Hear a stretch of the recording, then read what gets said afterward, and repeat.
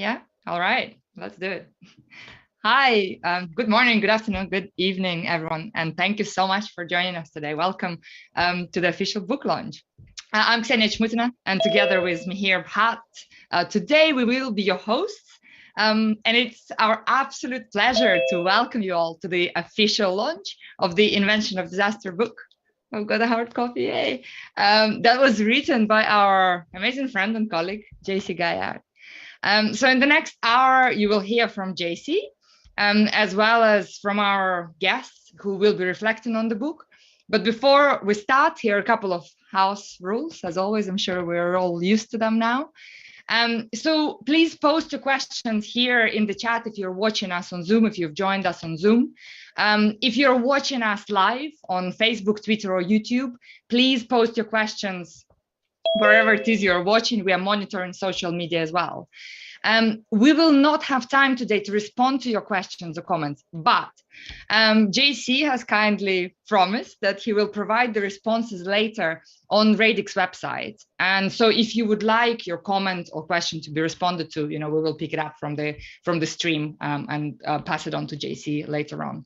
If you would like your comment to be answered, but you wish to remain anonymous, just put it in brackets, make a little note in brackets, and we will make sure that your comment is anonymous. So the Radix website is radixonline.org, or you can follow us on Twitter at disastersradix. So without any further ado, we will start with the actual session and the introduction. And it is my absolute pleasure to introduce, although I don't think Ilan needs introduction, so to introduce Professor Ilan Kalman. Ilan Kalman is a professor of disasters and health at University College London in England. Ilan's overall research interest is in linking disasters and health, including the interpretation of climate change into disaster research and health research. And you can follow Ilan on Twitter and Instagram at Ilan Kalman. But I'm sure you all know about Ilan's work. So over to you. Thank you so much, and a pleasure to be here. Really exciting to see this book. Please do connect via social media to continue these discussions. As Ksenia mentioned, you can just find me whether you're watching via Facebook or Twitter or elsewhere. I'm on social media. Please do join, especially to think further about the invention of disaster and how we invent disasters.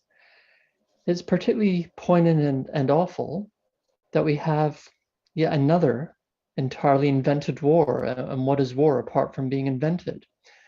Even taking this book's subtitle, we know we have the power and knowledge to avert conflict and other disasters, to reduce hazard, to reduce vulnerability, and yet too frequently, the choice is simply not to.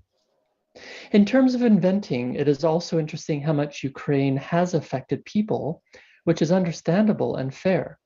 But has anyone from Afghanistan or the Democratic Republic of Congo who is alive today ever not known war? All of them entirely invented. So how do we invent our viewpoints and responses to disaster, even when entirely appropriate and defensible? Which means that we must thank JC for bringing so much to us in this book, and so much for people affected by calamity.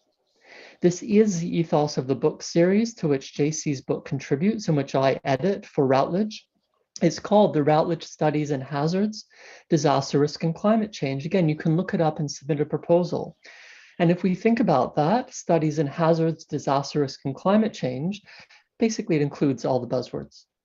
The idea is to entice people and then hope that they accept the inspiring diversity and depth of our authors and topics. So it's not just about disasters, but about life. Because what else is life apart from dealing with, embracing, and trying to avoid unwanted different forms of risk? We are certainly not interested in the usual tired statements which are not supported by science, such as natural disasters or the climate emergency killing us all. The book series, and JC's book is exemplifying, are about real science for real action, ensuring that this science serves society. What we do know is that we know so much. So then why do disasters continue along with distractions from the knowledge and power we have? We have so much power, and yet disasters continue, along with deliberately abusing power for disaster risk creation, a phrase effectively invented by James Lewis, rather than disaster risk reduction. When we can invent a better world, why instead do we prevent it through the invention of disaster, including the invention of war? As we will hear today, the book series, and especially this book, provides many answers, but so do you. We need you to contribute and to tell us what you know and what we do not know. With power, your power, comes responsibility. This is an obligation to learn, to exchange, and to improve, to do better with knowledge in order to morph power and knowledge into wisdom for constructive action, exactly as this book instructs. As a species, we do unfortunately invent disaster. Let's use what we have, with and beyond the spoken series, to invent, promote, and perpetuate a better world. Thank you for being part of it.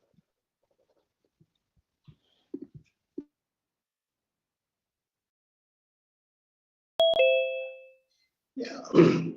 Thank you, Ellen, for such a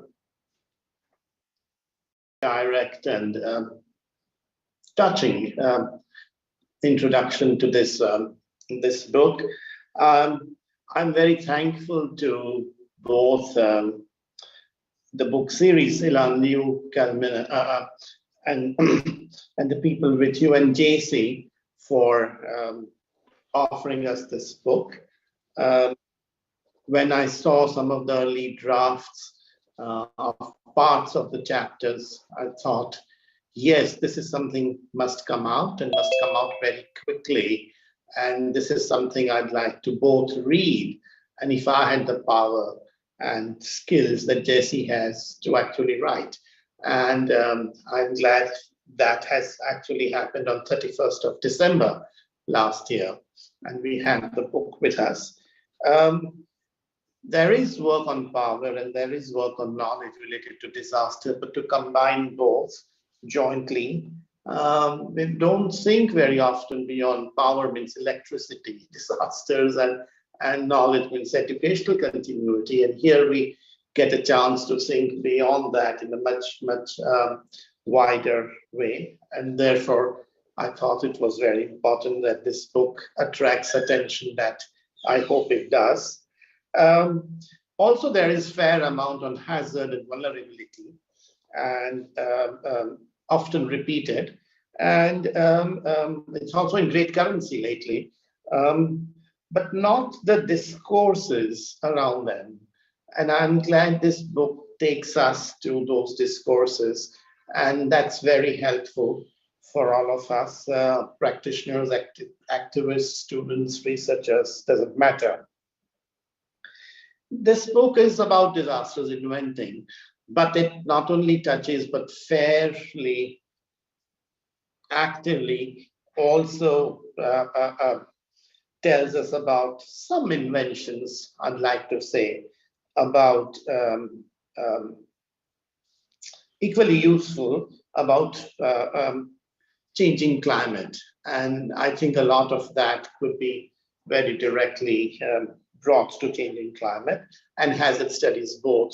So in that way, the book is far beyond the disaster as a subject that we, not JC, that I see that in a narrow, well-defined format.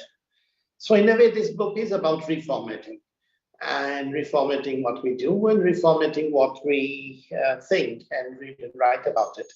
And of course, it's for the academics, researchers, students, and faculty. But two areas come to my mind very, very clearly among the practitioners. And one is the program planners. And that's something I think this book would be very useful. I'm thinking of ways of making it even more specific. Ilan, I'll be in touch. But no, this must go into program planning, program development, and that's something absolutely very important. And second is in terms of evaluators. that when any disaster program project organization is evaluated, it would be useful to start the evaluation process with some of the aspects of this particular book, if not all, especially the power and resistance part of it, or for example, gender in disaster beyond men and women, for example. And we don't see that in evaluations, and therefore they never get addressed. So that's the reason it was very important for All India Disaster Mitigation Institute to have the great opportunity and honor to work with Senior. And of course, JC allowed that to happen. So here we are, launch of the book. I'm supposed to introduce JC, and I was going to say, we decided to do the book because, launch the book because we like JC, but that's not enough. Of course, he has been easily available for a wide range of activities, may it be rethinking something about prisoners, may it be rethinking about the migrants that we saw in a large number moving in India from one place to another during the lockdown, and real questions and real. So that's JC to us. For others, of course, he's been very busy with teaching and publishing, and a professor, geography, but geography in a very wide and vibrant way he's addressed. And I think not only his concern is about the last man or a woman or a person, but who is being left behind and why, and what could we do about that? So he brings those and their ideas and their concerns, may it be through the tools of participation, which is a weak word, participation in terms of what he does, but also ethnic minorities, for example, and many other. So JC, that's introduction to you and why we decided to have this book launch. And it's up to you, please. Thank you. Thank you so very much, Mihir. Good morning, everyone. Good day, depending on where you are in the world. Kia ora koutou and mayapa ke rayungan. Thank you, Mihir, for organizing this. Thank you, Xenia, for having led most of the prep work as well. Aditi for being in the background today, but trying to make things go smoothly. Thanks to Manish as well from ADMI, who did a lot of work in the background, and thanks to ADMI at large for hosting the event. And thank you all panelists for being here, Kaira, Ricardo, Tanya, Ben, and Ilan, and thanks to Jason as well, who's helping with the live streaming. To be honest, if you all want to know, I have no clue what the panelists are going to say about the book and what they think about the book, and I'm very excited about this event to learn from you all and get some feedback, because I haven't got much feedback so far. So what I want to do in these 10 minutes is not so much to talk about the argument of the book, because I mean, you can always read, and actually, for your information, tomorrow noon European time, we have an African Peri EU webinar that will tackle some of the arguments of the book. But what I want to focus on now is more about how the book come to be. So more about the context and how I've come to write something that may read like a radical and brutal departure away from what I had written before, or if not a departure against or a challenge against what I had written before. And it may look like, in some instances, a sharp critique of the field of disaster studies, of disaster risk reduction as a field of policies and practice. But I think it's something that has grown out of frustration, not frustration against the whole field, but more frustration with my own work, especially over the past 10 years, and the frustration that I was doing things that wasn't really matching what I was observing on the ground, I guess, and what I was facing as sometimes a practitioner, especially in the Philippines. So this is something which has been mounting and mounting and mounting. It's not something that came out of the blue a couple of years ago when I sat down and wrote. So it's, I mean, for example, chapter 5 of the book, which is the chapter about the governmentality of disaster, is, I mean, it may look like something new, but I actually had an outline for such a chapter in 2012. So it's something that had been at the back of my mind, but I couldn't kind of express it, I think, because I was getting bogged down with that frustration. And the paper published in Disasters in 2019, the Inside Out paper, was kind of a turning point in my mind, in the sense that it helped me. And it was a struggle to articulate that very short paper, and I was very surprised that it got some traction eventually, because it was not meant to be. It was just meant to be a sort of commentary for the 40-year anniversary of the journal. But it was a turning point in the sense that it helped me kind of put things on paper, and it was a turning point as well because the frustration I was feeling became or turned into some hope, because the traction it got from especially early career researchers was providing hope that there were other people who were feeling the same frustration and who were trying to do things much more than I was trying to do. I think there were a lot of early career researchers in the 2010s who were engaging with critical social science theory, for example, much ahead of everything I had in mind.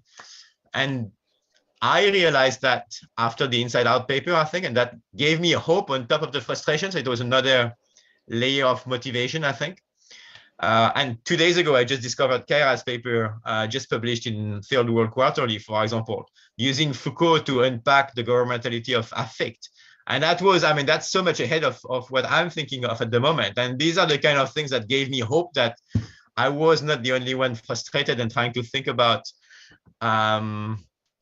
people suffering on the ground in a way which was not standardized and normalized by Western concepts and Western approaches to disaster risk reduction. And then this frustration and this hope helped me write, and the writing came like a ketchup or toothpaste somehow, so it came out brutally. I never wrote that much in such a short period of time. I think I wrote 8,000 words in 5 months, which I had never done before. I was kind of toothpaste.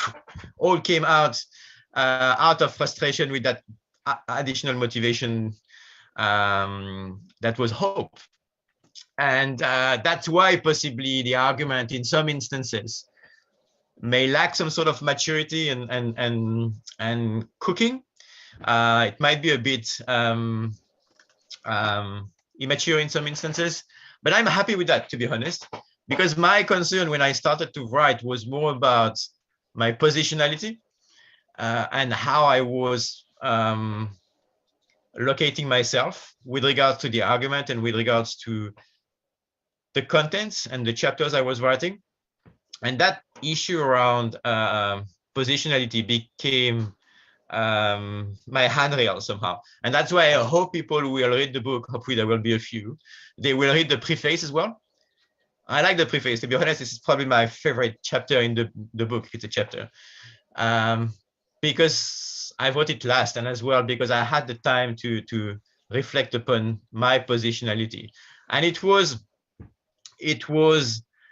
something interesting, because actually my positionality with regards to the argument was building on my frustration.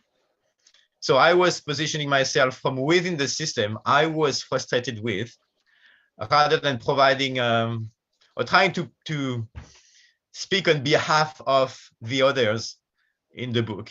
I wasn't trying to do this. I'm still not trying to do this at the moment. I'm still in that kind of state of frustration, so from within. And that's why I think the event of deconstruction, to use Derrida's word, the process of deconstruction I'm trying to put forward, comes from within.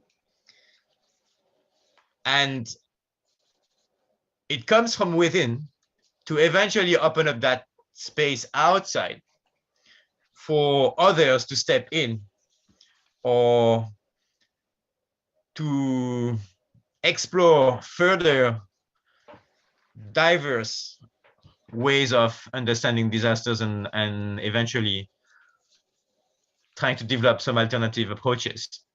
So my positionality was really from within the system, trying to deconstruct, so to disassemble, to unpack the issues I was frustrated with, and I was recognizing people were frustrated with as well.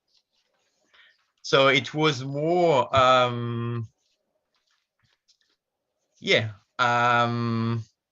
something that is grounded on my own experience. So what I'm criticizing in many instances in the book, I mean, reads maybe like the field at large, but it's very much my own experience, my own work, my own use of concepts, my own use of tools. When I talk about participatory tools, I've learned that in many instances, they are skewed. The way we use them is skewed because I've used them in a skewed way. So it's very much a critique of my own work and myself more than others' works in the field. And that means that I mean, the frustration and the argument grew out of their inability to address people suffering on the ground. So I thought I made that clear, and Noel Castri in his foreword made that clear as well. I'm not trying to challenge or dismiss the reality of people suffering on the ground. This is absolutely not the case. This is because I've been witnessing that suffering and my own inability to find a way to understand that suffering and to address that suffering that I've been writing the book, that I've wrote the book. So I'm not trying to dismiss people's suffering, and I'm not trying to throw everything out of the window either. I think this is an important point. I'm not trying to throw the concept of disaster out of the window, vulnerability out of the window. That's not the point. I think the point is to embody somehow the process of deconstruction, which is not about destruction. It's not about demolition. My point is about, I think, always being careful, not take anything for granted. These concepts, we can use them, but we need to be careful and always challenge them, to always contest them, to always relocate them in different contexts and see whether there are no other ways of interpreting what we witness on the ground.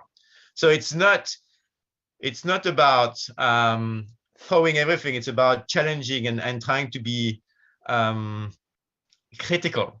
And that's why I opened the book with the preface, at least, with this idea of critical disaster studies, because I think we need to be critical and not take things for granted. And I think this is something what we need to do a bit more probably in that space. I think I'm getting to my time now. I had a few more points about the future and what comes next, but it may come up afterwards, and I may have a few more minutes to provide some further thoughts about what will be next after this one, because this is just the first step in a journey. This is just about opening up the space. Now we need to fill in those spaces outside, and there will be multiple spaces outside. So thank you all for being here, and thank you all for hopefully reading the book, and I'm very much looking forward to learning from your thoughts about the book and how you take the argument and hopefully take it forward afterwards. So thank you so very much, and over to you, Ksenia.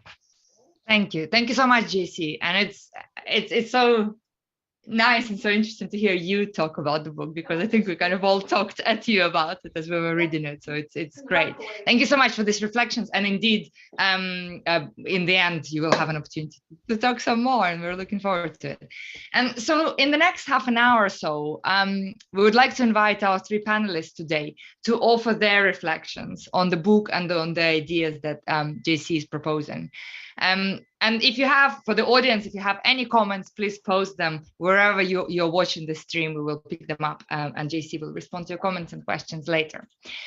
And so our first panelist today is Tania Lopez Marrero. Tania is an associate professor in the Department of Social Science at the University of Puerto Rico, Mayagüez campus, where she's also a researcher at the Interdisciplinary Center for Coastal Studies. Tania's teaching and research focuses on human-environment relationship and includes areas such as disasters, ecosystem services, and drivers of change and landscape transformation. Tania, welcome, and over to you. Thanks. Thank you very much, Xenia, and thank you very much, all of you, and for the invitation. I am very honored to be part of this panel. With some people that I know personally, such as Ben, who has been a mentor for many years. Some who I know through their work and writings, and more recently through collaborations related to the Manifiesto Power, Prestige, and Forgotten Values, and the Priorities, Values, Relationship, and Disaster Studies Accord, and others who I don't know, but I'm sure we share similar views and ideas. So when I was approached to be part of this panel, I happily accepted, but I must admit that by reading the title of the book and some of its word, I thought, okay, here comes another book filled with theory, and a book that only people that works in those theories and with those concepts will understand and use it. From the very beginning, in fact, the book is described as a theoretical contribution. Yet,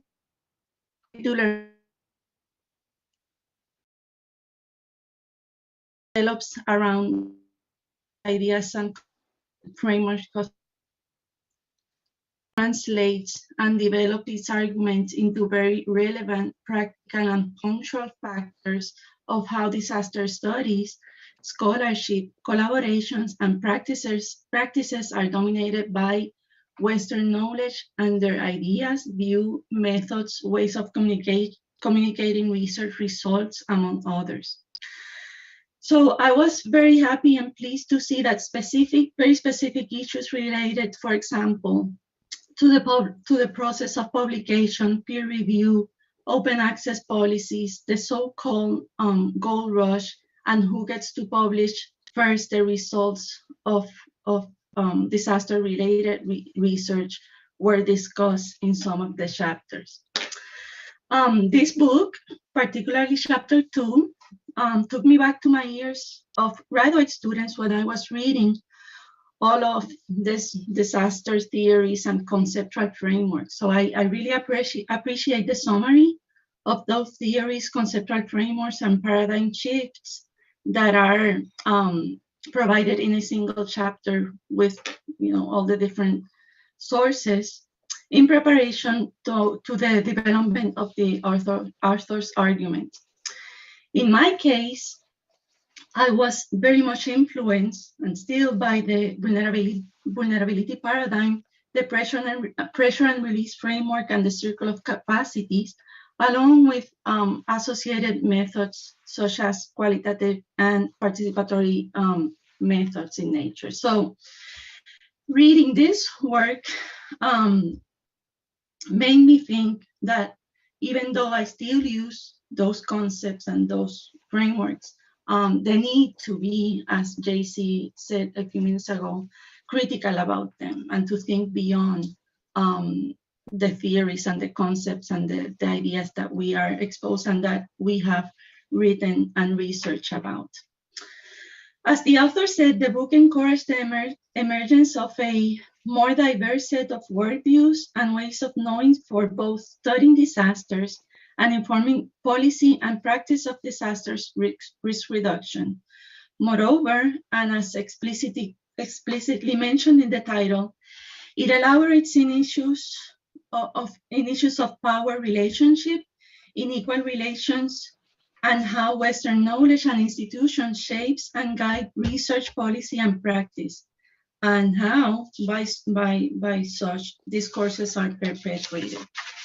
So these topics, power relation, unequal relationships, and the influence of Western knowledge and institutions in guiding and shaping disaster studies, are things that in one way or another I have thought over my career, but I really never took time until a few years ago to really and deeply reflect about these issues. I just kept doing research, working with people in my country, providing research opportunities to students at the university, and not really reflecting very deeply. But then it came the year 2017, when in a lapse of 2 weeks, we, people in Puerto Rico, were impacted by two intense hurricanes, Hurricane Irma, a Category 5 storm that passed very close by the island,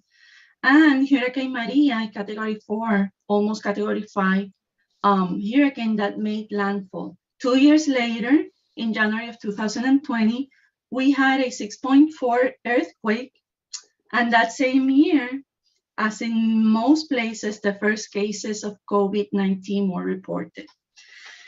And that, those, from 2017, I have reflected on things that are said in the book. In Puerto Rico, and because of its political relationship with the United States, it is very common that researchers based on the United States come and conduct disaster research in the island.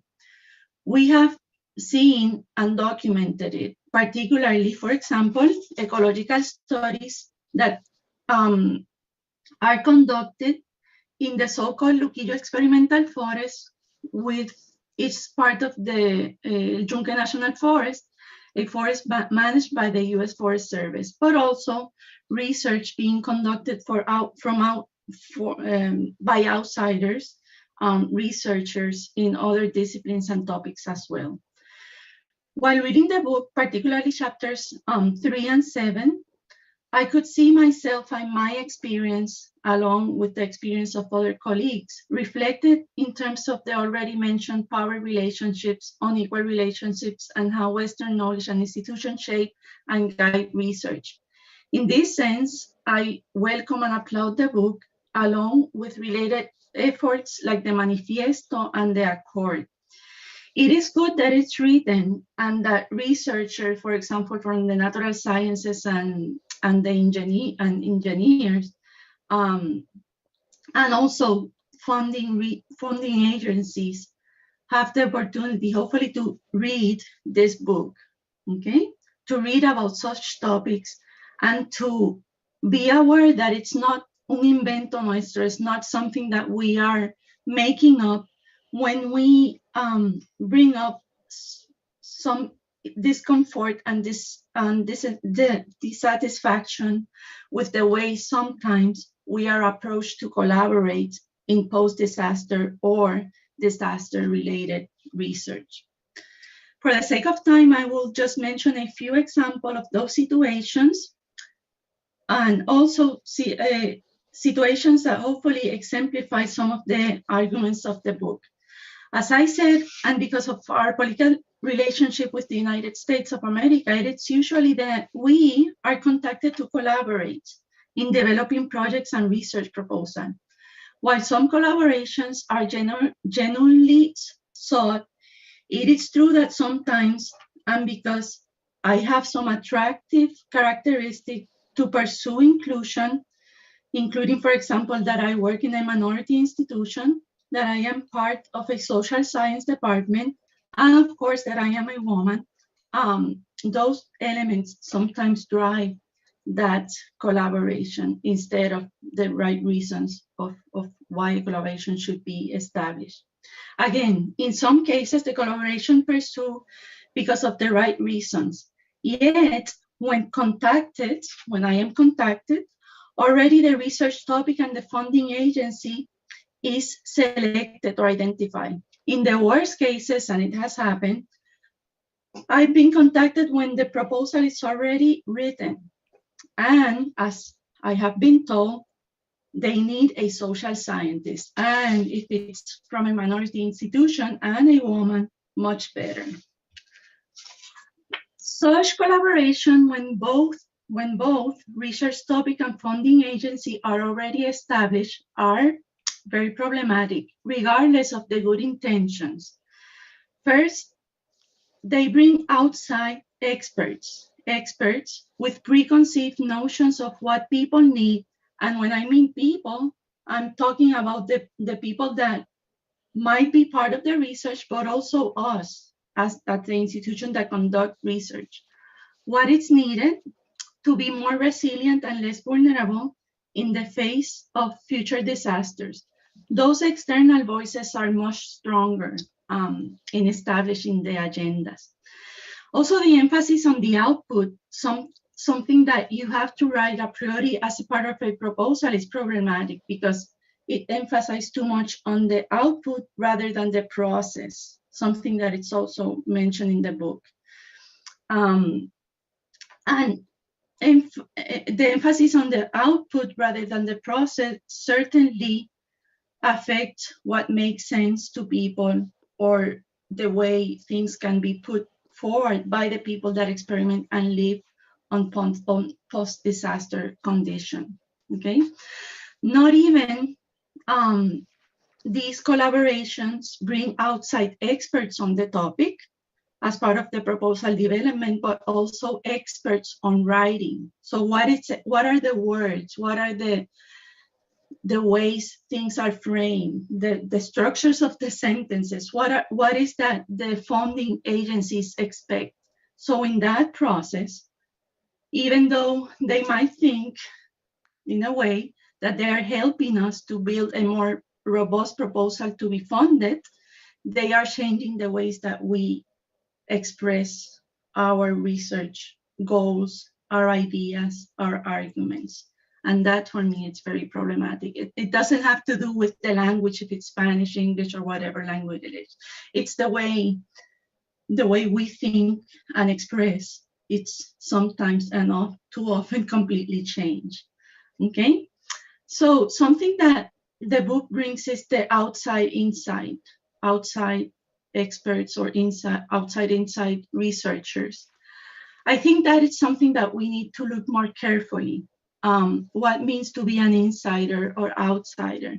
The book at some point has to do somehow with culture, knowing the culture, knowing the language. But I think it needs to be, we need to talk more about that. Particularly, for example, in Puerto Rico, we have, I don't know, more or less the same number of people living in the United States, conducting research, working in research institutions that are part of the diaspora. Certainly, they know the language, they know the culture, but they don't live necessarily in the disaster conditions.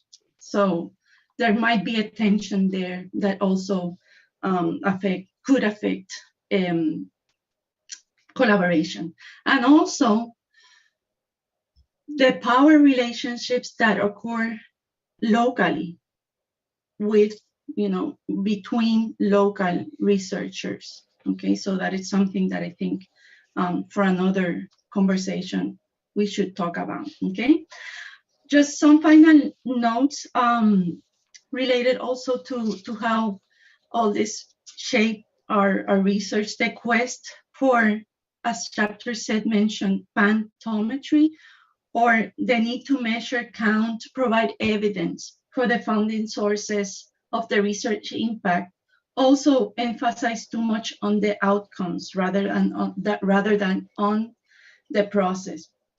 And finally, I was very pleased to see discussions around the so-called rush goal in post-disaster condition, how outside researchers comes to conduct studies in the aftermath of a disaster can cause confusion among participants, can cause research fatigue, can cause discomfort in the process of truly trying to develop meaningful collaborations, ones that make sense, and how to advance situation of people in post-disaster conditions. Okay. And finally, the topic of publications, who gets to public first, knowledge production and dissemination, the need to contest what it is expected from us, in which formats, in which languages. Here, I was very happy to see processes included such as open access and the high associated costs, the strict guidelines, the peer review process, something that Xenia wrote about, and I'm looking forward to write, and how all that we need to liberate from it somehow to really produce alternative and express ourselves. So while reading the book, I often found myself thinking it is easier to say than done, but it needed to be said, and it needed to be written, and it needed to be read by many people from different disciplines and from different agencies. So in that sense, I'm very happy that the book and associated products like the Manifesto and the Accord are out there. I certainly will continue with the topics in my courses with my colleagues, in conversations in Spanish also as well, because we can talk more freely in our own language. But certainly I'm happy that it has been written. So it's a way to reflect and start and continue the discussion. So thank you very much, JC and all.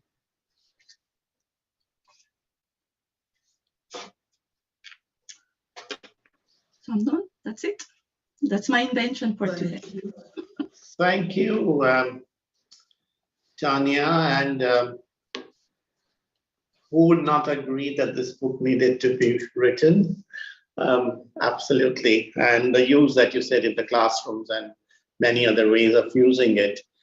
Xenia, if we request Ricardo, if I may, and Fuentelba, and Ricardo is a postdoctoral fellow and he's worked on planning and geography.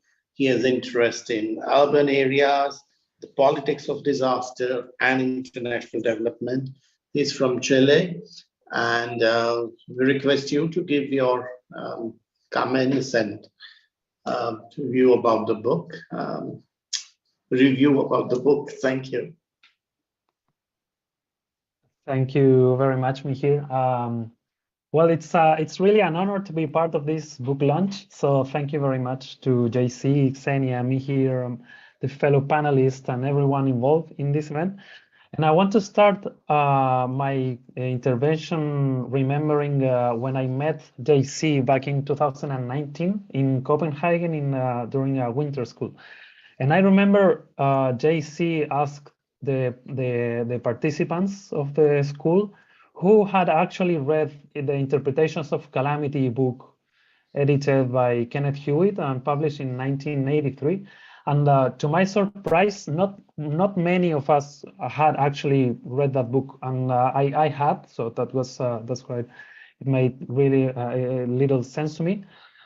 Because my background is in sociology, so coming from sociology you tend to know there's a certain canon, there's a group of classics that you have to go to have to start reading about the discipline there. So you read Marx and read Weber and read Durkheim and so on, and then you come up to the recent scholarship. So when I started studying disasters, I went to, I don't know, the Interpretations of Calamity book, and I also read At Risk and so on. So I realized that during JC's presentation that to my surprise, he actually spoke like the language of critical theory, which is really something I mean, it's something that I rarely saw in the field. And telling this anecdote is I think it's important in two ways. First is that I was really coming from one discipline and studying one subfield that's disaster studies, which it has its own norms and rules and expectations. And although it has advanced a lot in the last decades, it's really, really well under theorized. And second, regardless of this under theorization, from time to time, there are certain works, there are certain books or papers that really represent a milestone in the field. And I think the Invention of Disaster, the book that we are launching here, is has all the merits for becoming one such piece of research. And I want to say three things that I believe the book can do. The first, I already mentioned it, is that the book is really enters really easy into conversation with other books, with other scholarship, more from more critical perspective. So I mentioned interpretations of calamity. I'm also thinking about Quarantelli's books on the concepts of disaster, Blakey's from 1994 and Wisner's from 2004, or the kind of work published by Kathleen Tierney from sociology. I'm pretty sure Ben Wisner will have a better perspective than myself in terms of how this particular book speaks to all the other scholarship in the field in the last decades. But the book, in particular, is single author, so it represents the kind of scholarship that JC has produced in the last years, and there's a lot of published research that is actually republished and it's contained in the book. So I apologize in advance for the spoiler, but and it was really surprising to read that the book comes from certain frustration, as you mentioned, JC, because your work in particular has made an important influence when in my own research as an early career researcher. And I think spoke about this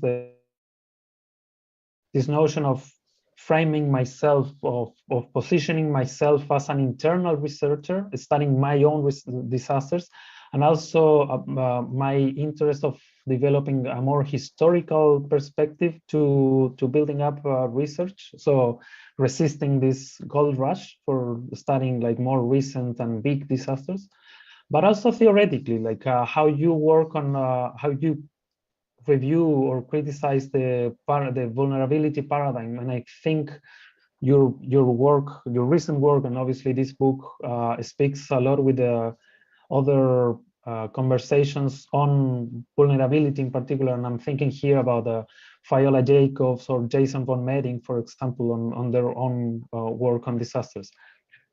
The second thing that I believe the book can do is that I am convinced that it can be a very good introduction into the field.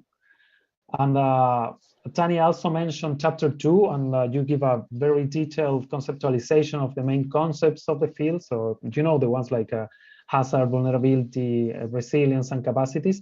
But you also provide a very historical telling of the trajectory of the paradigms within the field.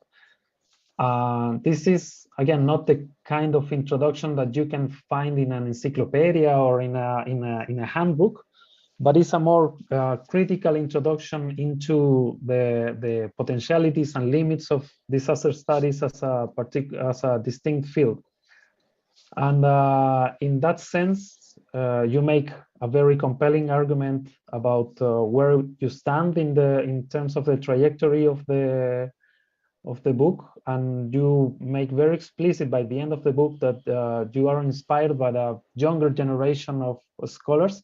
And I'm pretty sure early career researchers will learn a lot by reading this book in an introductory way, in a critical introductory way. So my invitation in that regard is that not be afraid of theory. Like theory is really useful, and for early career researchers, we have to know where we stand and what is wrong with the field in which we are working on, particularly to change the field and the world around us.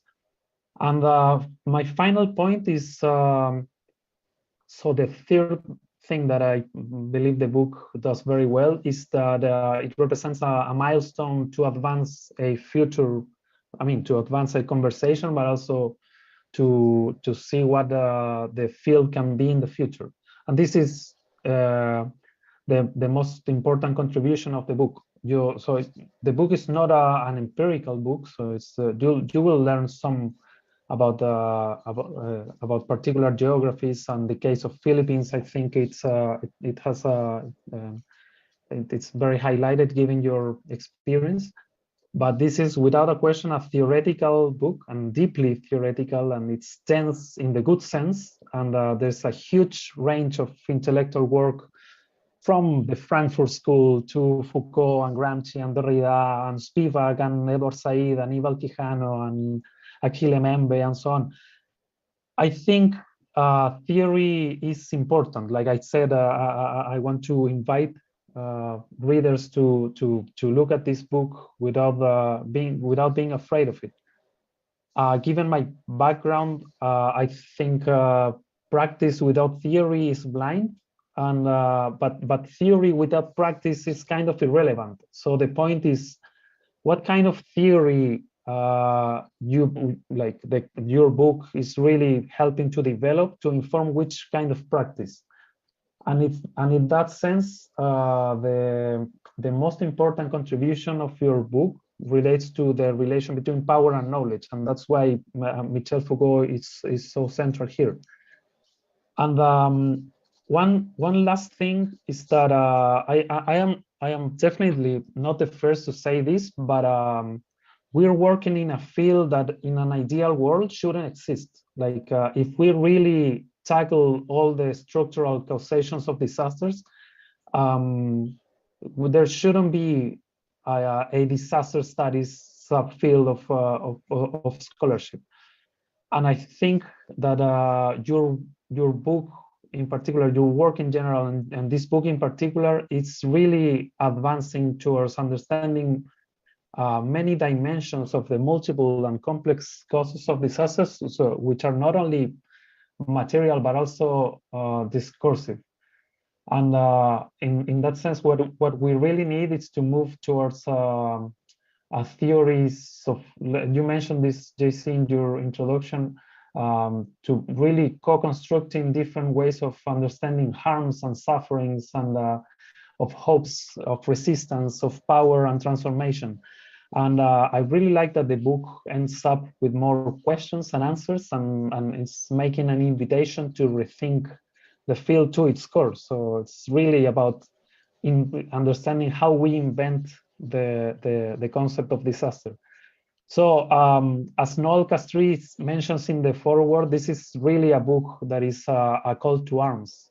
So I look forward to the kinds of discussion that emerges from reading this book, and I cannot stress how much I invite early career researchers and disaster researchers in general to read it. So congratulations, JC, and thanks for the invitation again. Super. Thank you so much for this reflection, Ricardo. This is great. And our final panelist is Kyra Zoel Burakaniet today. Hi, Kyra. And it's now 5 a.m. You know, I'm sure you're wide awake. Thank you for getting up so early for this. We really appreciate this. A lot of coffee, sure. Kyra is a Filipino feminist scholar with training in anthropology and critical development studies. And she specializes in gender disasters and development. Kyra served as the founding executive director of the A2D project, research group for alternatives to development, which is a research to practice NGO in the Philippines, focusing on disaster risk reduction, humanitarian assistance, and inclusive sustainable development. And Kara is currently a postdoctoral researcher for the Humanitarian Governments project at the International Institute of Social Studies, Erasmus University, Rotterdam in The Hague, although physically she is still in Australia. So over to you, Kara. Thank you very much, Ksenia, for that introduction. And thank you for the opportunity to be part of this book launch. First of all, congratulations, JC, for publishing this important book. I thoroughly enjoyed reading it from cover to cover, as it brought to light and really articulated many of the issues that I feel need to be recentered in disaster scholarship. So maraming salamat sa pagsulat nito. Before I begin, I would like to acknowledge the traditional custodians of the land on which I am today and pay my respects to elders past, present, and emerging. I am on unceded Bajigal land of the Eora Nation. I would also like to extend my respects to Aboriginal and Torres Strait Islanders who may be with us here today. So while reading through the chapters of the book, I kept being drawn back to when I first started engaging with disaster risk reduction work in the Philippines over 10 years ago, a place which apparently figures much in JC's book and also in his broader work.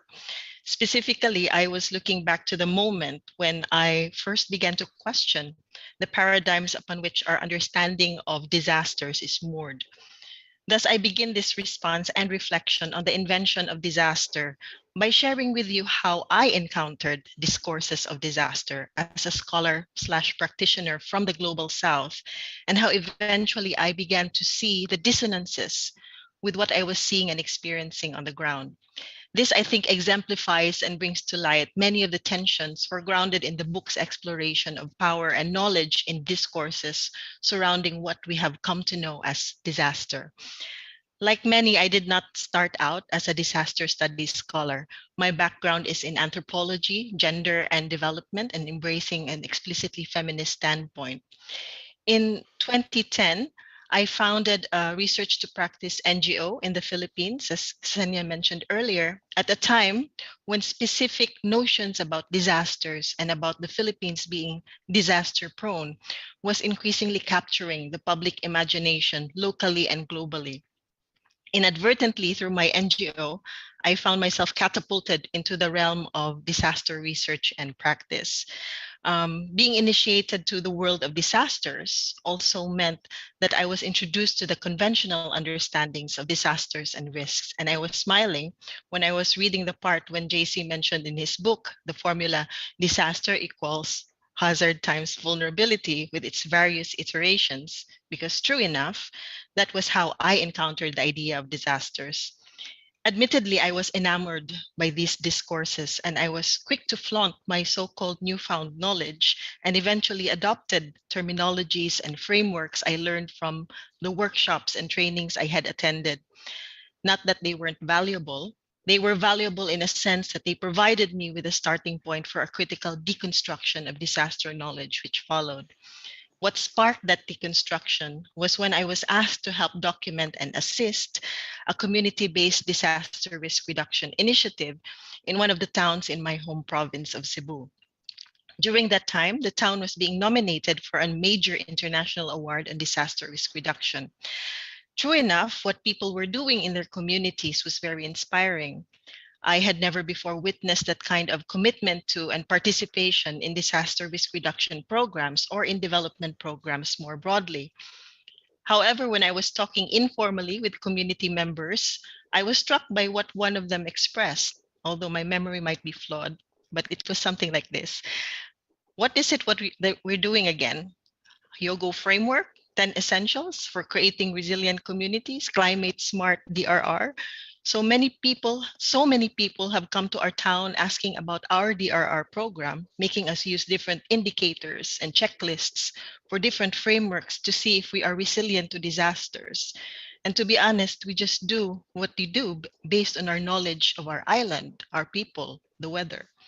So their motivation accordingly was not to tick the boxes in a long list of indicators to show to the world how prepared and resilient they were according to these standards, or to conquer the forces of nature, but to uplift their lives and ensure that their livelihoods are secured by strengthening solidarities that help them navigate an uncertain world. This encounter made me take a step back and see disaster as a discourse in a new light. It also made me aware and uncomfortable with the realization that I was perpetuating, or at least was complicit, to imposing specific worldviews on local communities. And I think this example captures very well the point made in JC's book that privileging certain knowledges, or Western knowledge in particular, to a large extent prevents us from hearing, listening, and I would add learning from diverse voices of those affected by disasters, to quote, in a way that is meaningful to them, not just to the researchers whose agenda is driven by Western concepts, methodologies, and funding schemes, end of quote. The book consistently and compellingly applies a post-colonial lens throughout its chapters to unpack the notion of disaster, traces its genealogy and operationalization, and thereby exposing and problematizing its invention. Using the term invention, as explained in the book, does not intend to deny the material existence of a range of natural phenomena, but rather by employing the concept of invention, the book invites us to approach the very idea of disaster as a Western construct. That is, it is a form of situated knowledge, embodying a particular interpretation of the world, imposing particular values, and institutionalizing certain practices. And while there were many highlights in the book for me, such as the discussion on disaster governmentality, which I also write about, exclusive inclusion, and gender, which all resonate with my current work, I will focus on how the provocation to think of disaster as invention and its intimate relationship with the project of modernity helps open spaces for new explorations in disaster studies. I engage specifically with the disaster studies agenda advanced by the book, which I think is my most important takeaway. Mainly, the book urges disaster scholars to first deconstruct how we understand or know disasters. Second, to reconstruct our field using post-colonial and pluralistic perspectives. And third, engage in genuine conversations, not just among disaster researchers, but those who for the longest time have been merely the object of study, local communities, affected populations, especially in places we call the Global South. The articulation of this agenda has inspired me to seek ways in which we can broaden the ontological orientation of disaster knowledge towards less universalizing conceptualizations grounded in the lived experiences, or as JC put it, local realities of those who are often labeled as vulnerable.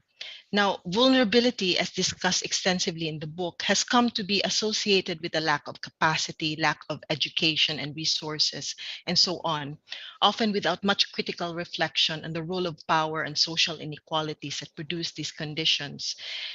Thus, people who embody these associated characteristics become the objects of planning and risk reduction.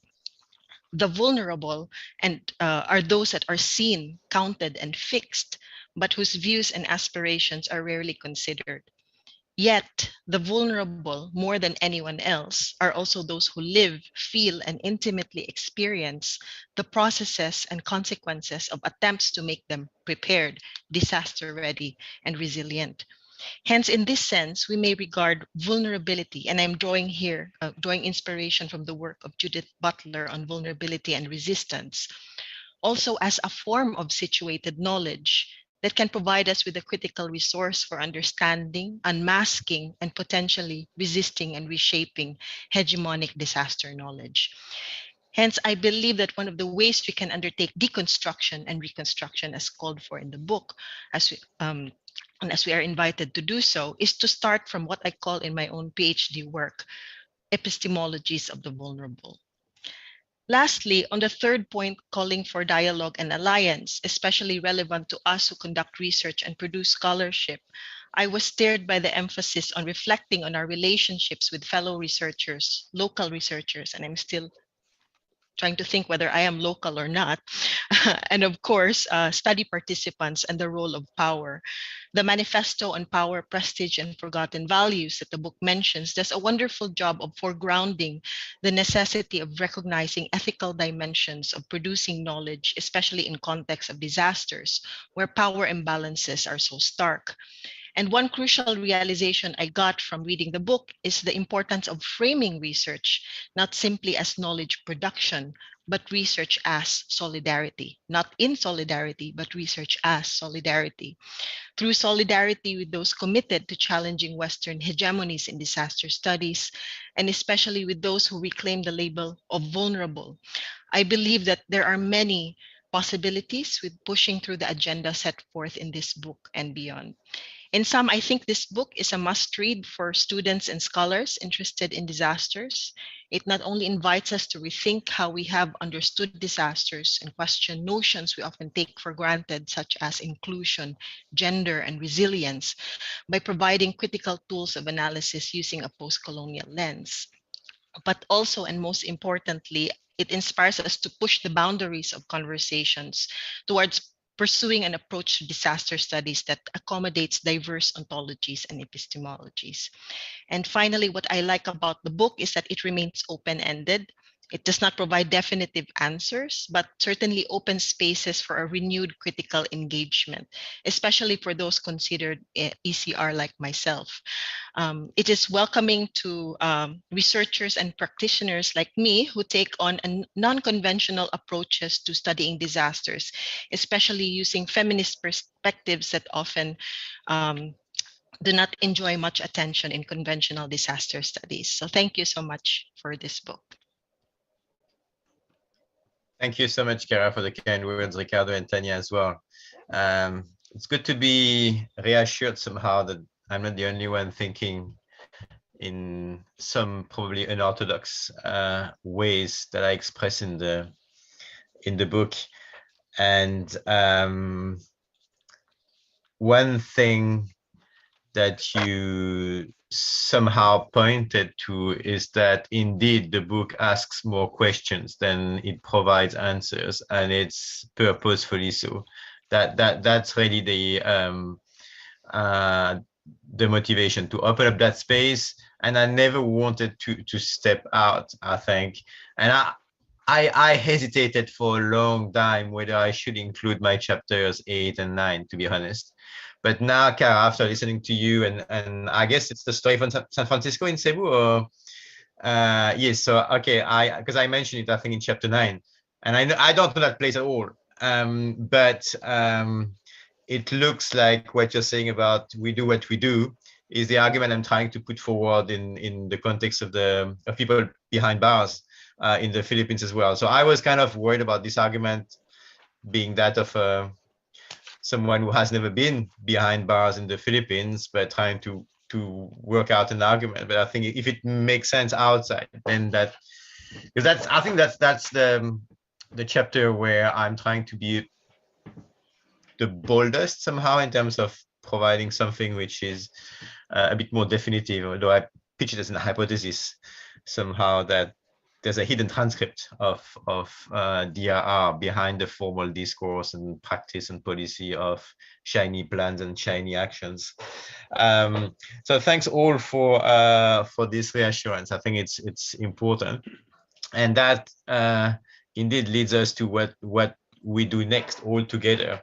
And you all mention your own work and your own research, but your own practice as well. And I think whether it's in Puerto Rico, in Chile, or in the Philippines, I think it's gonna be up to all of us to take the agenda forward, and there's no definite path, and that's why it might look in some instances a bit loose in the end. I'm not sure how someone who hasn't read the book would take that point, but it's really open-ended, I think, and it's open-ended towards, I hope, both research and practice. I know Aaron mentioned on Facebook the case of practitioners, but since I wrote the book, to be honest, because of COVID, I haven't done any practical work with NGOs in the Philippines. I had a lot lined up, but couldn't do it. But now I'm sure I'm gonna think differently of my practical work when I'll be back on the ground and trying to do the participatory mapping stuff I have lined up on my plate for local government and regional government agencies in the Philippines for sure.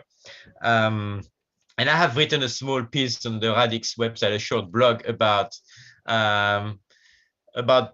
what has become a buzzword now, the localization of DRR, and how thinking critically, how having engaged with theory is going to help me when I take my practitioner's hat to be more mindful of how I will be doing things. And what you said, Chiara, about the epistemologies of the vulnerable, and sorry, I haven't read your PhD as a whole, so I should probably, but I think this is something which is important, and that's going to help me as a practitioner for sure. I can provide a more articulate answer for Aaron afterwards, but I think this is an important point. And as you said, Ricardo, as well, I think I took a note of it. Practice is nothing without theory, or practice is blind without theory, and theory is pointless without practice, is it? Which is a point you try to articulate as well, Tanya, I think, in the context of your own projects in Puerto Rico. And I hope the book is readable from a practitioner's perspective. I know me here, you're probably more interested in theory than many other practitioners. But for example, one of the final titles for the book I had before coming up with the invention of disaster out of the blue in very late January last year was meant to be Allegories of Calamity, as a reflection on Ken Hewitt's interpretations of calamity. And then I bounced the idea with Noel Castri, who was writing the foreword at the time, and he told me, no, too much. Allegories of Calamity sounds too theoretical and too abstract as well, although I liked it. And I had to rewrite my conclusion because it was a whole pitch about the allegory and Clifford's idea of allegorical writing and anthropology and ethnography. It was fine, and I got the point. And I reread the whole manuscript afterwards, trying to think, okay, is it something which is going to be somehow applicable? It's not the main point. Again, the main audience is early career researchers, I think, and academics. But I wanted the book to be accessible and I think usable by practitioners. And I think, at least to me, it's going to help me try to go beyond my structured tables when I'm on the ground trying to assess vulnerability, capacity, and try to listen more. Although I thought I was listening, but I was listening with a sort of preconceived idea of what disaster risk assessment is in the first place and what DRR is in the end. And I think that's going to help me to have engaged more with theory is going to help me in that perspective. So it's all about now, all of us, I think, to take forward the agenda. Myself, I've started now, I've moved away from the invention and I'm trying to think of what I call in the post phase, the sequel of the book. And it's going to be pitched from the perspective of my own region in the Philippines, which is the Kapampangan region, and trying to unpack what a disaster is or is not. And we don't have a word for disaster in the first place, but trying to embody it from a local perspective, so hopefully in the years to come. It's going to take some time to mature that, but I think we all need to try to do something. And I think final point is something both you, Tanya, and Kara mentioned, is the underlying hybridity of all what we're dealing with here: knowledge, discourses, practices, policies. I hope the book won't read like I'm trying to essentialize the others, because that's not the point. And I think it's the point I'm trying to make in chapter 7 and 8, when I'm trying to say there's no categories, or we need to constantly contest and challenge categories in gender, but as well in other inclusion work. And I think this is how I want to approach the sequel, is around hybridity, because I don't want people to think that there's Western knowledge and there's other forms of knowledge in their diversity. And I hope the book doesn't read like that, because this is not the point. And I think chapter 7 and 8, I think, try to articulate that. But how things have become hybrid. And not only hybrid because of the West. I mean, in the Philippines, we use sakuna for disasters, for example, which is a Sanskrit word, right? So there's a Sanskrit heritage behind that as well. So how do we unpack this hybridity, and how do we make sense of this hybridity in practice as well? Because not everything will be indigenous. So we need to move forward in this direction. So trying to explore these other spaces beyond the West, but not, again, that what was my conclusion of my early intervention, that we can't throw everything out of the window. It's still here. We need to weave that into a more hybrid understanding of what disasters are and what disaster risk reduction could be beyond just Western understanding. And that's for me. And I think it's up to Ben now to wrap things up and bring his magic to the whole webinar, whatever we call this event, a launch. Over to you, Ben. Well, thank you very much. That's a challenge to bring magic to this. I have I'm co-commenting together with this orchid. So there are two life forms now addressing you, me and the orchid. That's magical enough.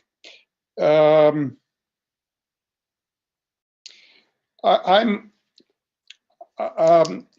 and I argued and debated a lot over several years as he was writing this book.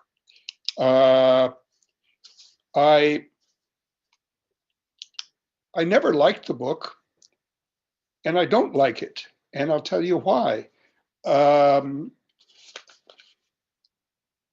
know why you wrote it, and the preface goes over that quite well again. And I know how it can be useful, but my feeling is that for early researchers, particularly, it's a dangerous book for two reasons. It's not grounded in the immediate experience of suffering. What is a disaster? Well, for Christ's sake, people die, people lose their children, people lose their houses, their homes, their communities, they're displaced. This is real. Let's be real. Now, yes, it's important to understand what's going on. It's understanding the hybridity of policy and theory and all the different discourses. But we have to ground what we do in this human reality. Knowledge, and we have a tremendous amount of knowledge, and Mihir made the point to begin with that we have enough knowledge. But knowledge alone isn't enough. We need compassion.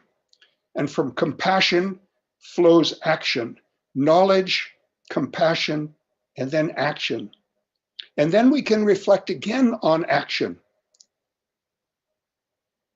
We don't act blindly, but we can reflect again on what the consequences of the actions are. And who are we? Well, I'm very pleased to hear that Ricardo is pushing back against the gold rush, and that he understands himself, in one sense, as local.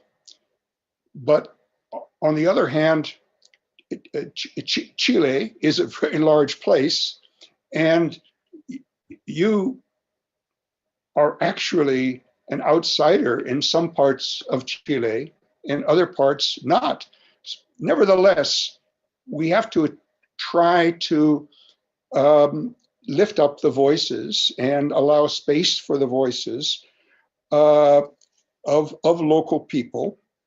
I've worked some with Tania over over the years, as she said, and after Hurricane Maria and the earthquake, it was quite interesting that she discovered that the people who had organized themselves to survive and recover after Hurricane Maria were actually mobilized in such a way that they spontaneously worked together to help one another and other people after the earthquake.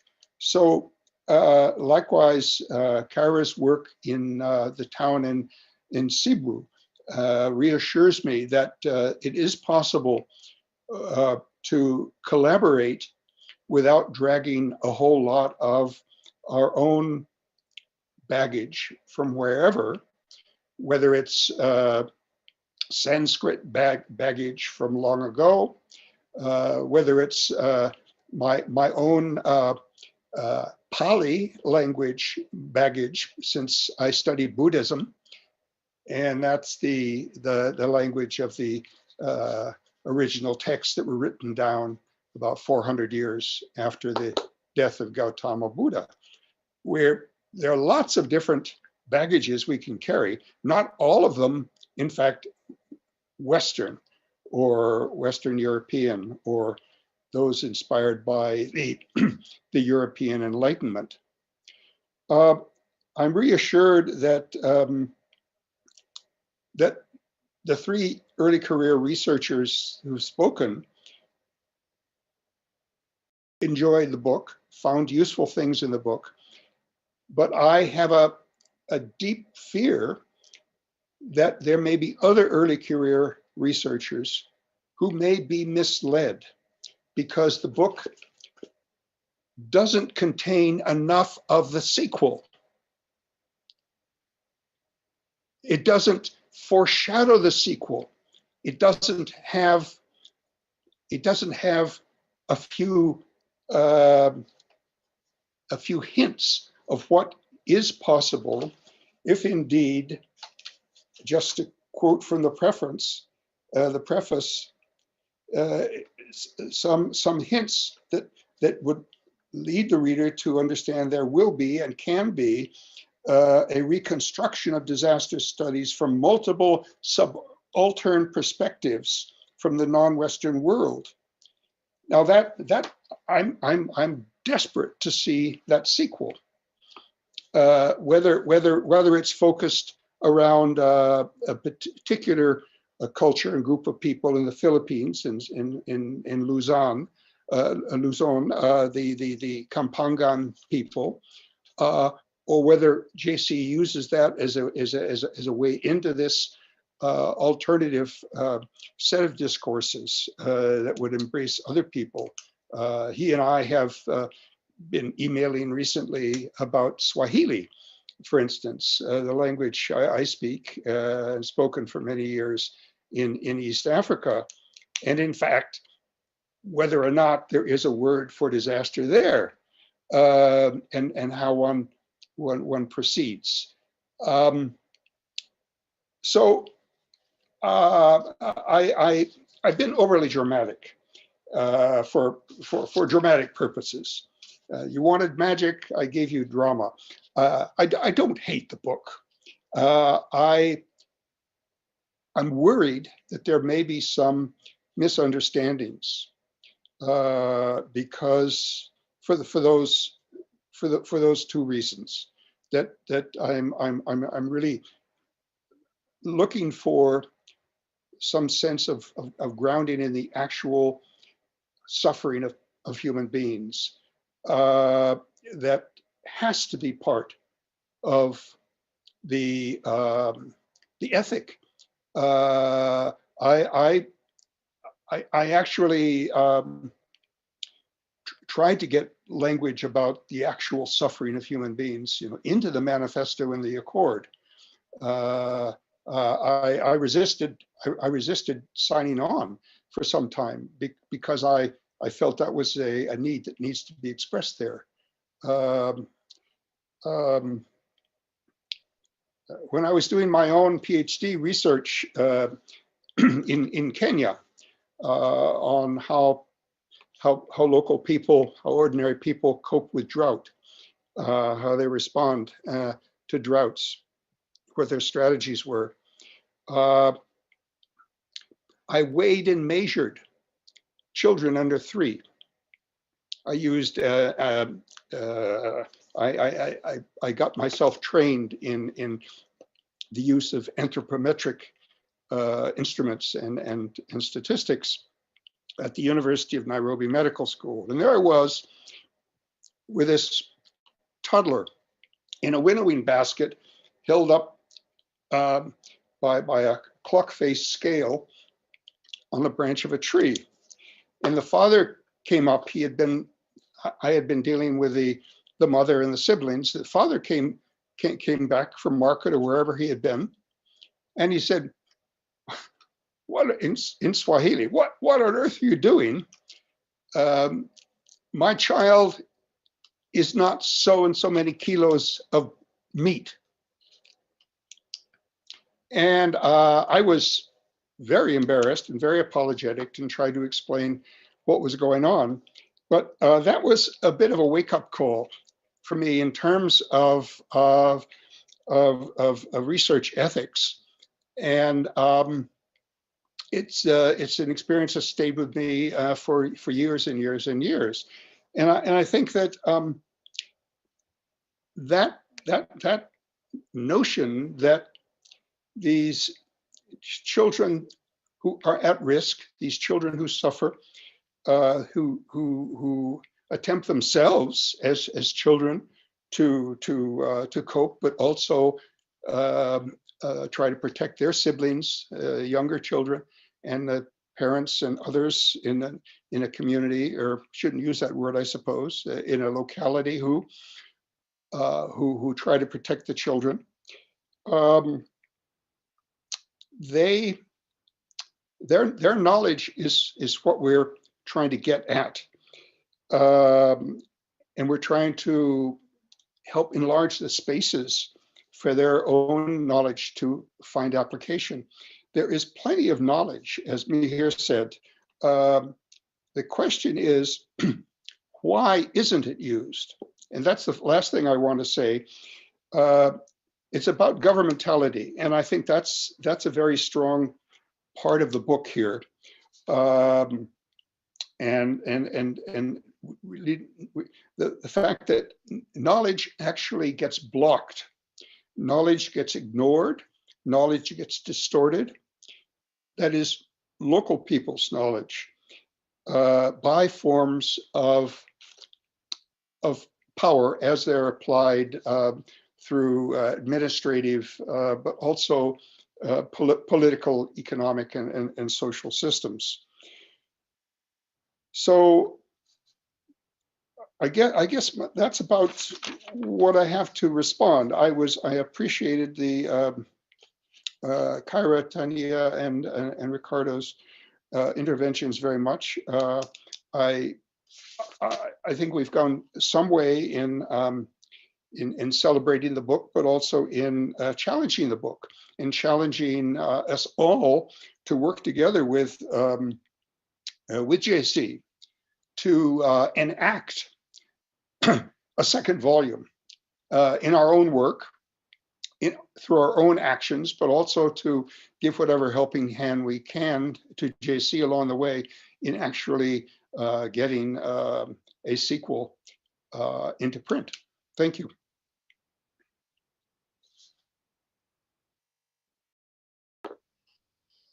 Thank you, Ben. Thank you so much. What will we do without you?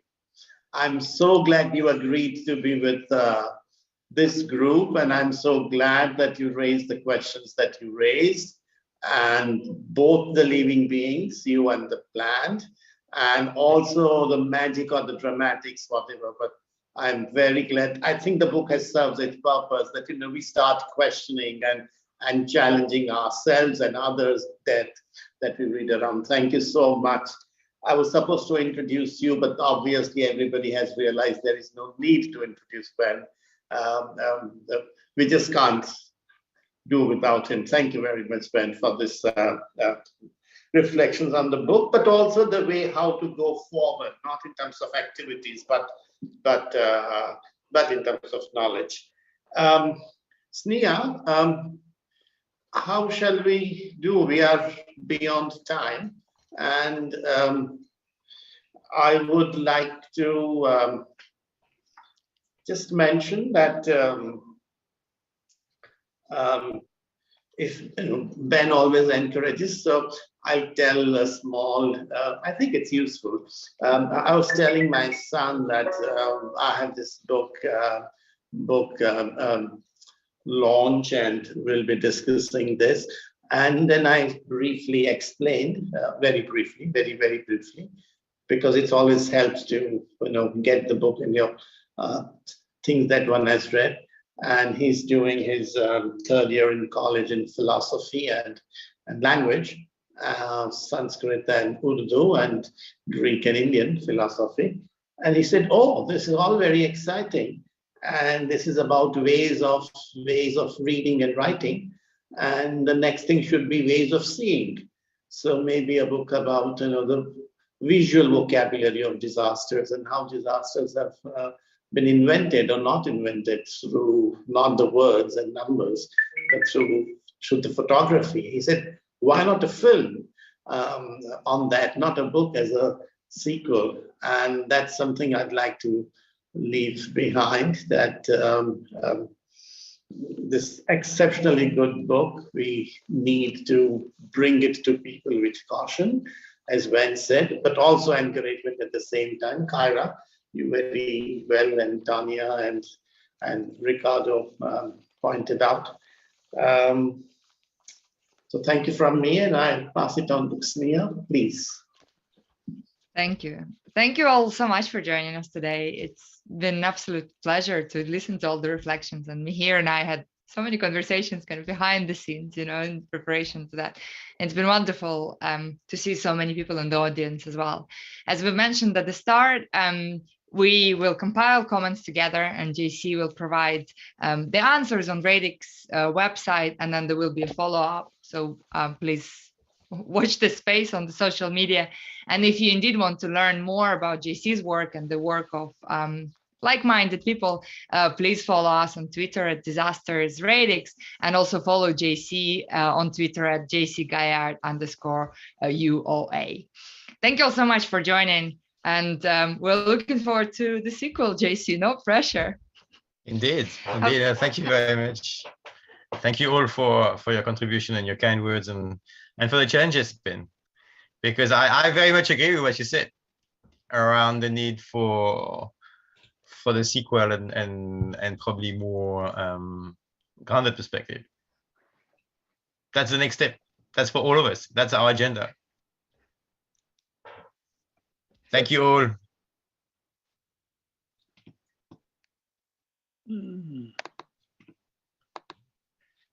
Thank you all. Bye. I keep it open maybe for a few seconds. Yes, thank you.